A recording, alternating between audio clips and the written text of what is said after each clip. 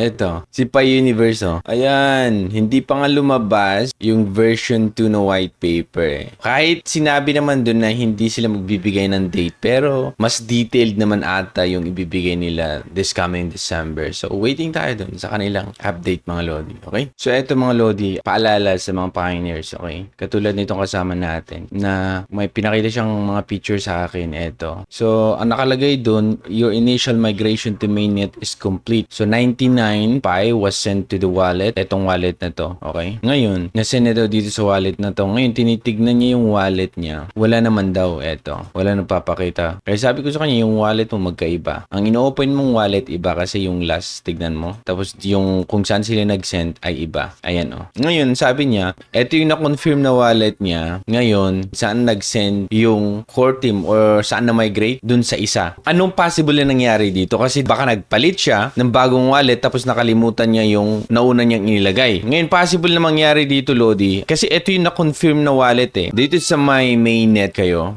Open nyo yan, no? Tapos, punta kayo dito sa my checklist nyo. Mainnet checklist. So, eto. Confirm your Pi wallet, sabi niya. Diba? So, eto yung na-confirm sa akin. Ngayon, pupunta ka dun sa my 7. Acknowledge mo. Eto dito mo ilalagay. Ayan. Tapos, ano yung na-confirm? Yun. Okay, na-acknowledge yan. Check nyo kung yan yung na-acknowledge nyo sa number 7. Ngayon, pagpunta mo sa number 8, eto siya sa akin. May na-send na 1,145 dito sa address nito. Itong address nito is na-compromise. Kaya nagpalit ako. Kaya nga nag-update ako nag-create ako ng bagong wallet. Tapos ito inilagay ko yung bagong wallet. And then in-acknowledge ko sa number 7. Ngayon ito, next migration, okay, yung balance ko dito, na kung saan mamamigrate, hindi na siya pupunta dito kasi na-compromise nga to, pinalitan ko. Saan siya pupunta? Dito sa bagong inilagay ko. Baka ganun ang nangyari dun sa isang kasama natin. Kaya make sure na kung gumagawa kayo ng wallet, ilagay nyo yung mga passphrase nyo. Baka nagkabuhol-buhol yan, hindi nyo alam pala, nag-create kayo ng 3 beses na wallet. Okay? Kaya ang nangyari sa kanya, nalilito na siya bakit wala. Pero ang ino-open yung wallet, iba dun sa pinagsendan ng core team sa kanya. Okay? Alam ko meron siyang ginawang wallet, dati pa, pero pinalitan niya. Kaya kailangan lahat ng gawin yung wallet, make sure meron kayong access or meron kayong passphrase para ma-open nyo, kumbaga, ma-check nyo kung saan ba pinagsesend ng core team yun. Kasi di natin alam eh. So kung na-compromise na talaga yan, meron pa rin kayong access para malaman nyo, baka doon naman sinisend, okay? At malaman nyo din kung ano ba yung wallet na na-compromise at saka hindi. Make sure na ang nagpapakita, katulad nito, pag sa number 8 nyo, status complete, tapos sinasabi doon na nag-send na sa inyo ng